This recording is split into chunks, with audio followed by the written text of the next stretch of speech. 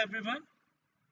This lecture is specially recorded for first year BSc student of BK Birla College, Kalyan. In this lecture, we will cover the concept of upper bound, lower bound, bounded above set, bounded below set, and we will define supremum, that is least upper bound, and infimum, that is greatest lower bound definition. So let's start the lecture. So let me define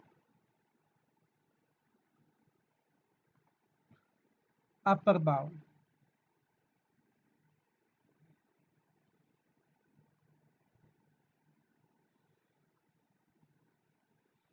So let S be any non-empty set such that S is subset of R,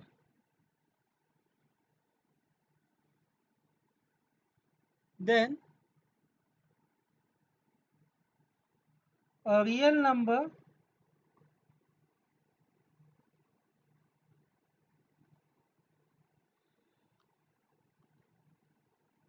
capital K is said to be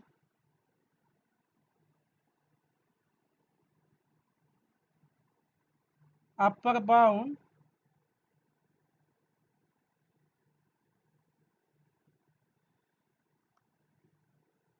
of S if and only if K is larger than every element of S. So in mathematically, how we will write? K is greater than equal to every element from S. So let me call X is an element from S for every X belongs to S. So if K is larger than every element of S, then this K is called as upper bound. One very important uh, notion here one should understand, where does K belongs? So K is any real number. So it need not be from the set, it should be any real number. So let's have quickly few examples wherein we will explore the concept of upper bound. Example,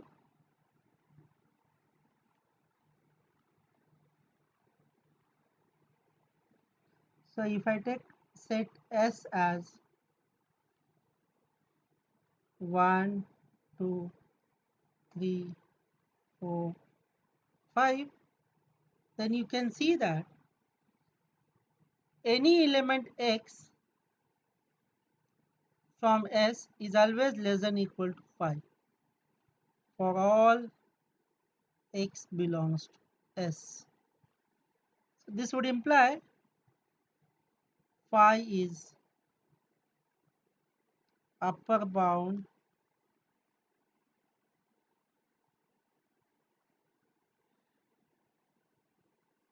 of S. Now you can also observe that X is less than equal to 6 for every X belongs to S. That would imply 6 is also an upper bound. Upper bound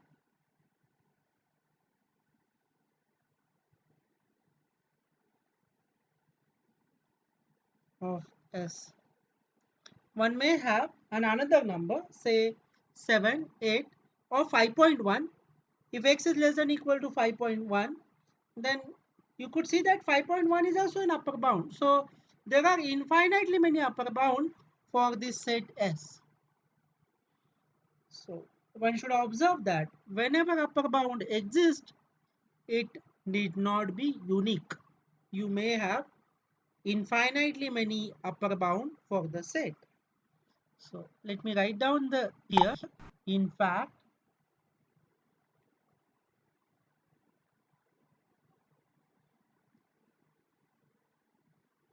any value,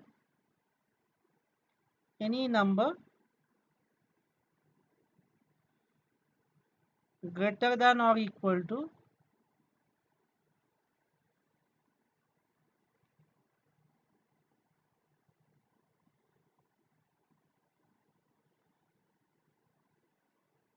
5 is upper bound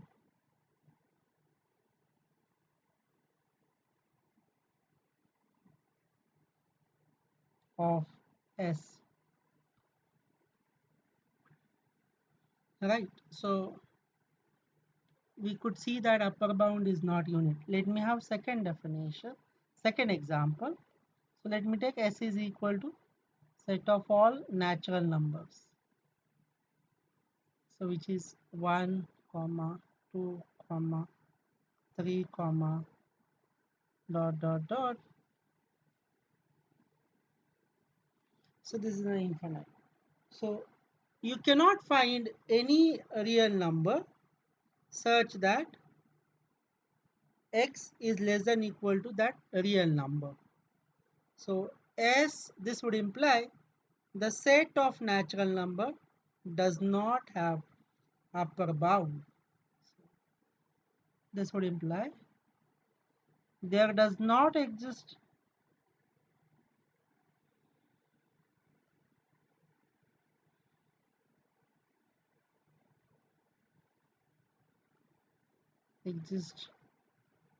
any k from real number such that x is less than equal to k for all x belongs to natural number. So such statement will never going to hold.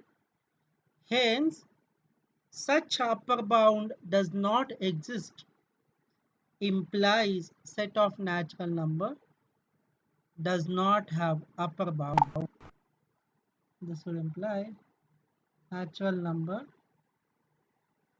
does not have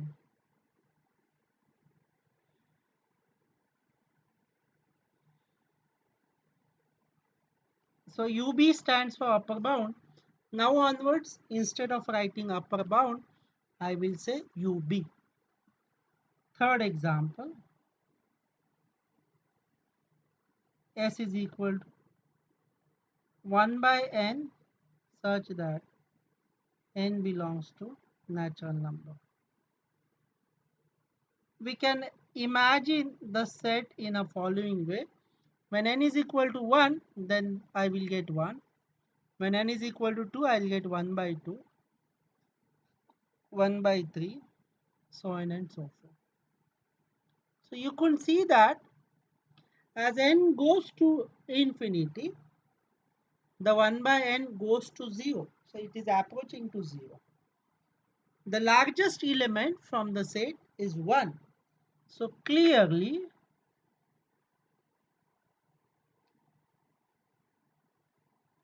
for any x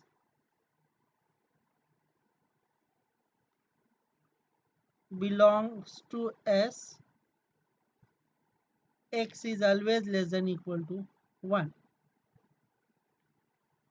For any x belongs to S implies x is always less than equal to S. So when I say for any s means you can take all x from the S. So this would imply 1 is upper bound of S. Now one may ask that is 1 unique? Answer to this no. Even if you replace 1 by 2, then for any x, in fact,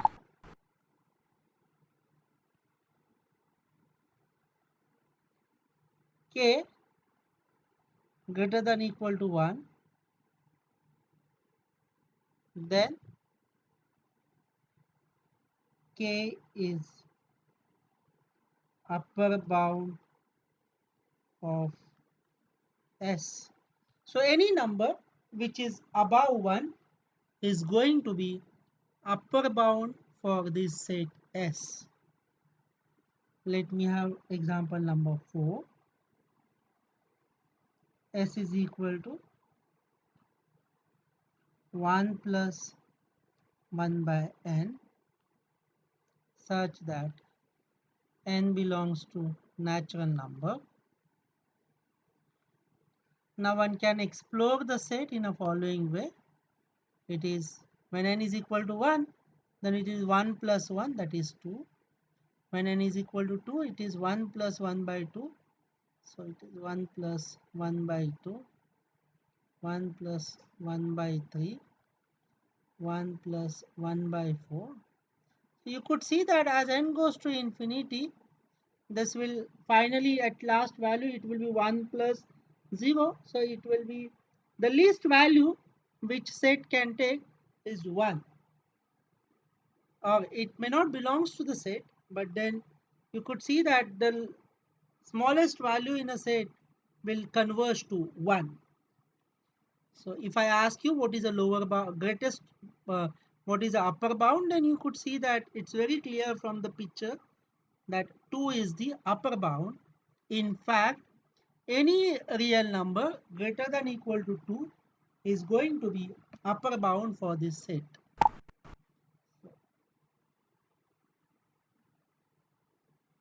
For every x belongs to S implies x less than equal to 2 implies 2 is upper bound of S. In fact,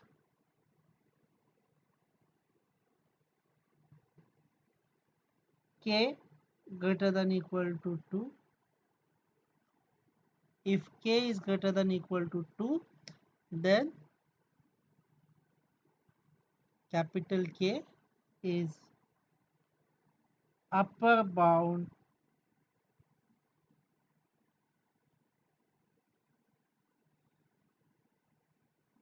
of S. Example number 5. S is equal to empty set. So note that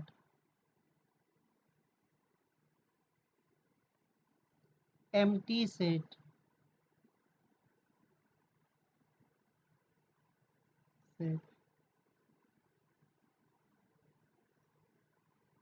has upper bound.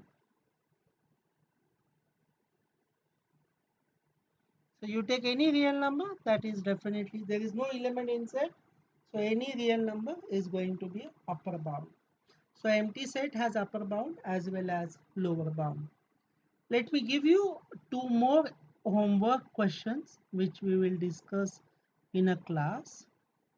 Number 6, S is equal to 1 plus 1 by 2n such that n belongs to natural number.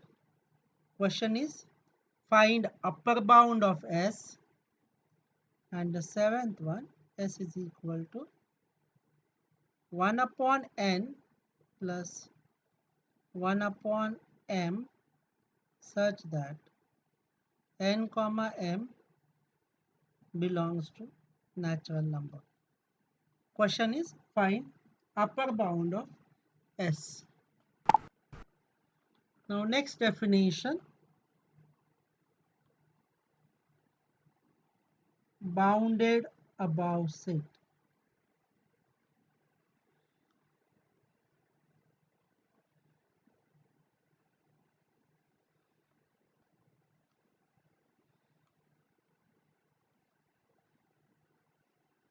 A set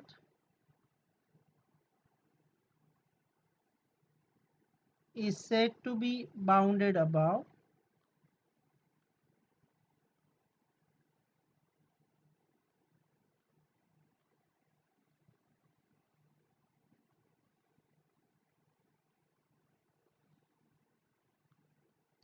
if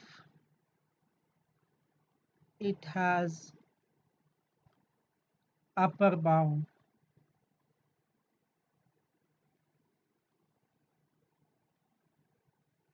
So if the upper bound exists, then we call that set as bounded above set. Well, let me go to the all these 5 questions. Which of them are the bounded above? So is the question set 1 has a upper bound, so that means 1 is a bounded above. Second do not have the upper bound, hence it is not bounded above.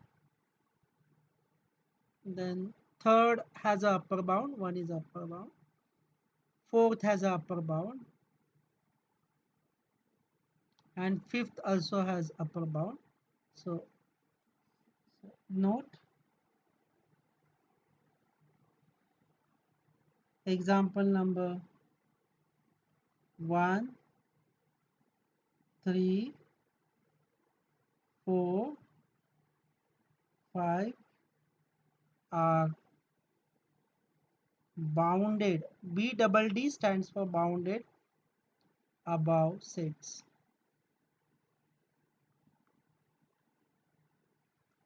Right, this is note number 1. Note number 2, example number 2 is not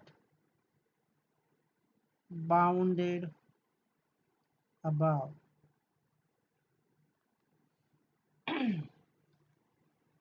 Next definition.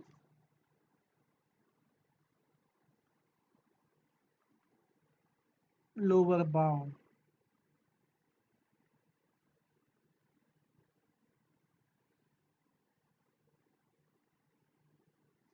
Let S be a non-empty set. S is a subset of R. Then a real number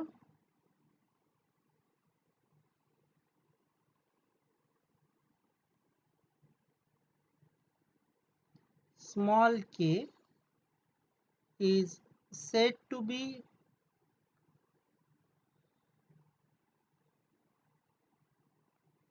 lower bound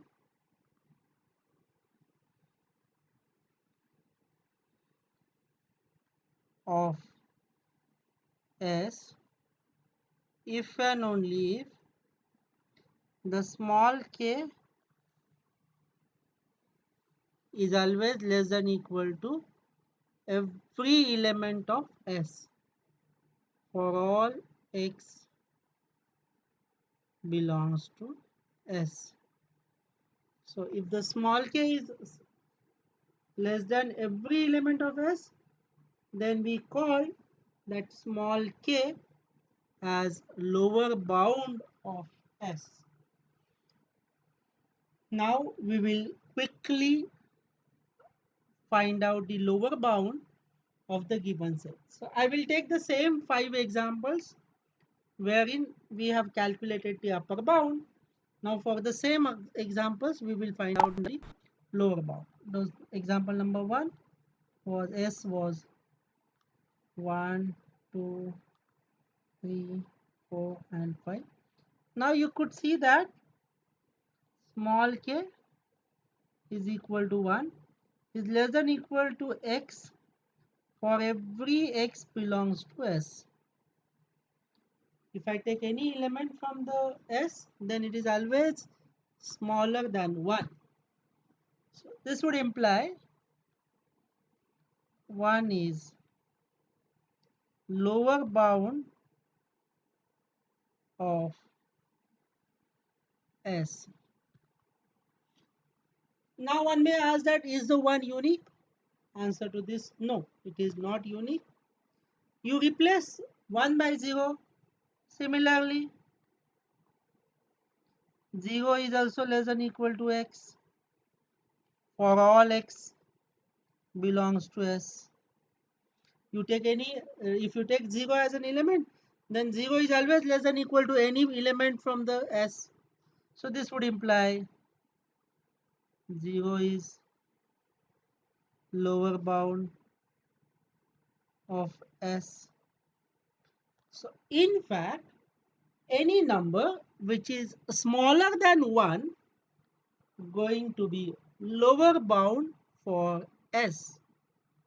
So there are infinitely many lower bound for this finite set. In fact,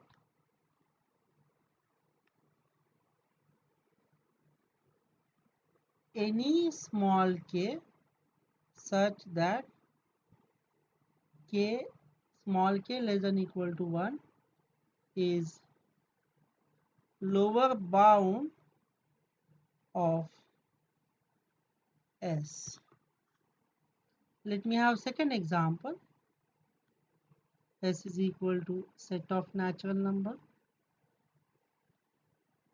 1 comma 2 comma 3 comma dot dot dot. Now you could see that 1 is a smallest number, it's a minimum value in the set of natural number. So 1 is always less than equal to x for all x belongs to set of natural number. So this would imply 1 is lower bound of S.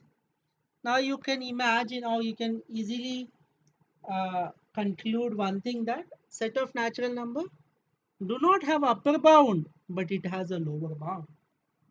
So 1 is lower bound of S. So is 1 unique? Is the only, does set of natural number has only one lower bound? No. In fact, set of natural number has infinitely many lower bound. If I take 0, then 0 is always less than equal to any natural number. You take 0.1, that is also less than equal to any natural number. So in fact, any real number which is smaller than 1 is going to be lower bound for S. In fact, any k such that k less than equal to 1 is lower bound of S. Number 3, S is equal to set of all 1 by n such that n belongs to natural number. How does it looks? 1, 1 by 2, 1 by 3, 1 by 4, dot dot dot. So what is the last element, the smallest element? You could see that as n goes to infinity, the 1 by n goes to 0. So you could see that 0 is always less than equal to your x for all x belongs to S. So for any element of S, if you take, then it is always greater than equal to 0. So this would imply 0 is lower bound of S. This would imply 0 is lower bound of S. Now is this 0 is the only lower bound? No. Any element which is smaller than 0 is going to be lower bound of S. In fact, any number smaller than 0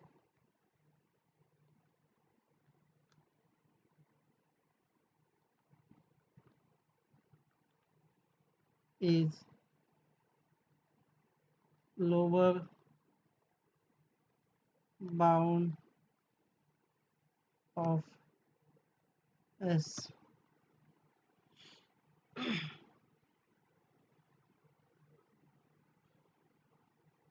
Now the fifth example, what was the fifth? Let me check out that. Fourth one I have done.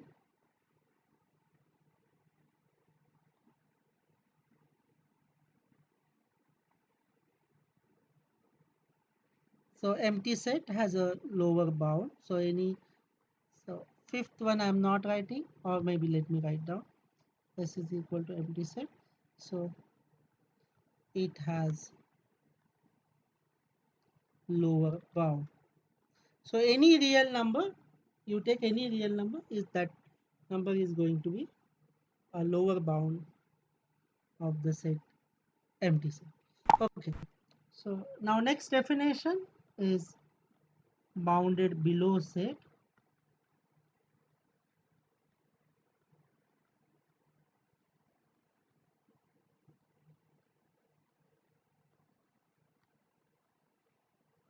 Now you can easily figure out the definition.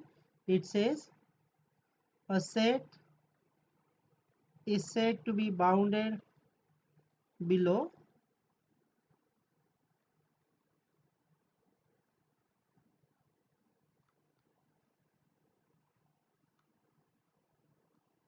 if and only uh, if and only it has uh, if it has lower bound. So if the set do not have lower bound, then it is not bounded below.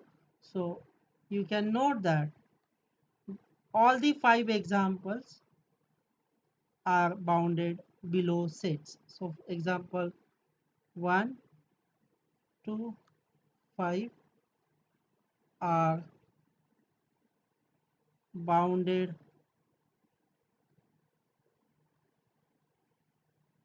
below sets. Next definition, bounded set.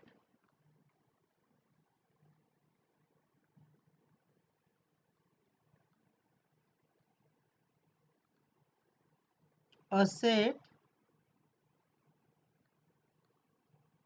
which is bounded above as well as bounded below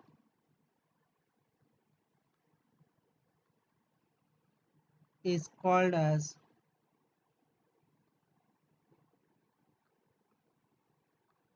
bounded set. So a set which has bounded above as well as bounded below is called as bounded set. Bounded above means upper bound exists, bounded below means lower bound exists. So in other words, if the set has upper bound as well as lower bound, then we say that set is bounded set. So you can note that example 1 is bounded above as well as bounded below, so it is bounded set. Example 2 is not bounded above, but it is bounded below. So for bounded set, it has to be bounded above as well as bounded below. So example number 2 will not come here. Example number 3 has upper bound as well as lower bound, so it is bounded set. Example 4 has upper bound as well as lower bound, so it is bounded set. And similarly example 5. Now let me quickly define the definition of suprema.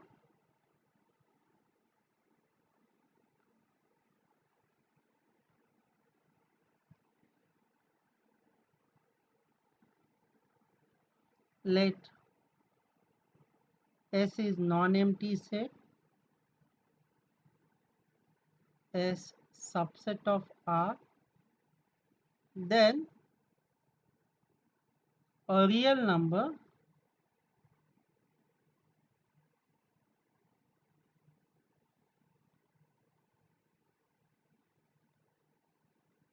M is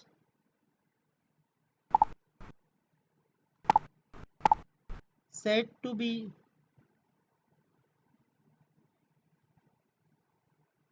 supremum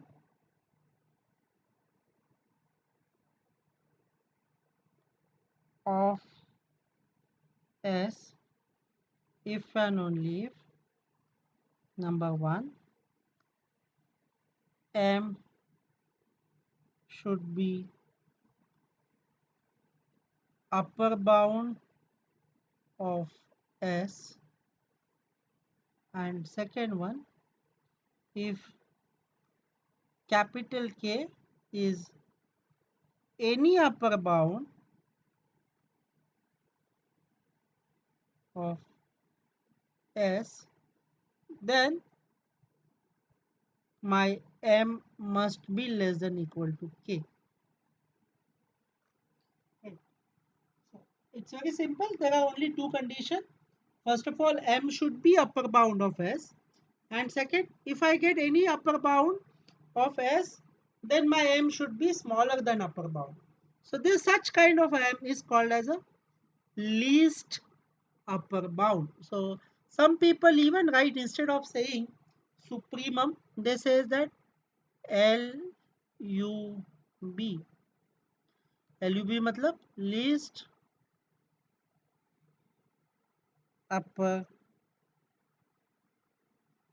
bound.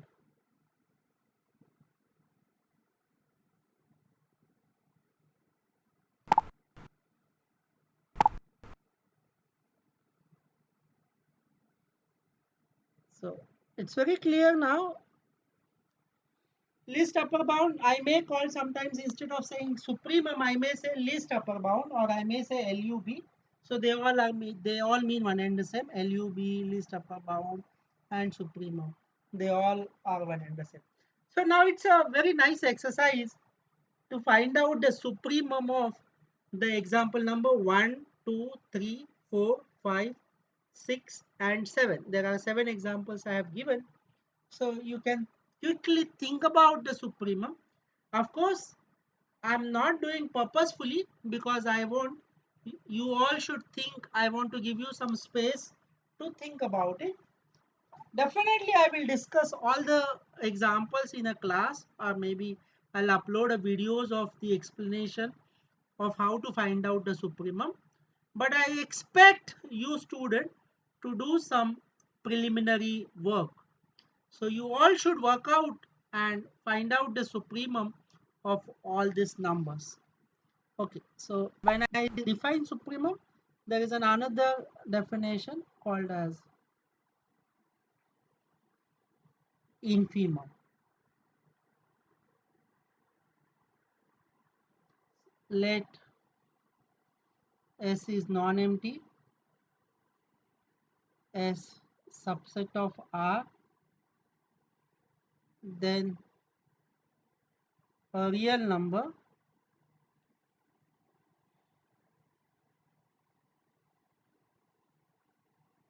small m is said to be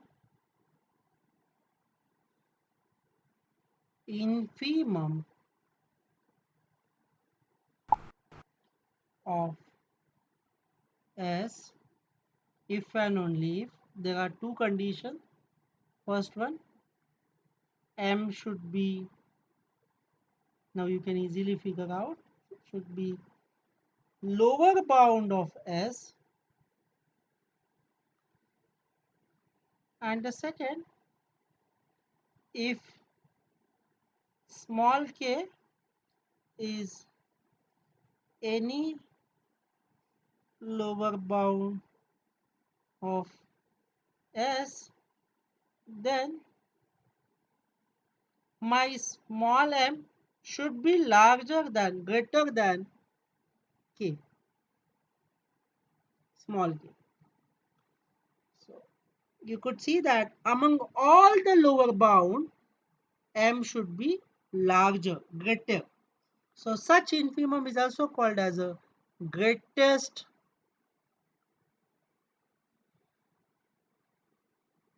lower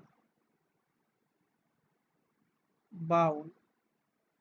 Why it is called as a greatest lower bound, or GLB, some people call as GLB.